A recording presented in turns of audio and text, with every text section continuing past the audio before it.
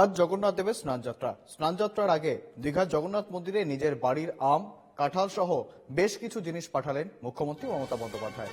দীঘার নবনির্মিত জগন্নাথ মন্দিরে জগন্নাথের স্নানযাত্রা উপলক্ষে ভক্তদের ঢল। অনেক কিছু পাঠিয়েছে। আজকে ভগবানের স্নান যাত্রা আছে, ভগবানকে চান করানো পরে ভগবানকে এটা নিবেদন করা হবে। জয় জগন্নাথ, জয় জগন্নাথ, জয় জগন্নাথ। আজকে মাননীয় মুখ্যমন্ত্রী উনি জয় জগন্নাথ, আজকে ভগবানের স্নান যাত্রা, ভগবানের শুভ জন্মদিন।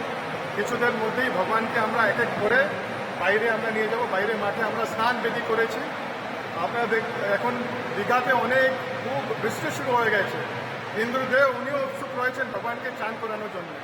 সবাই উৎসুক রয়েছে। ভগবান যখন স্নান বেদিতে বসবেন, আমরা 108 তীর্থের জল থেকে ভগবানকে চান করানো হবে, পঞ্চামৃত থেকে স্নান করানো হবে, তারপরে ভগবানকে ভোগ অর্পণ করা হবে।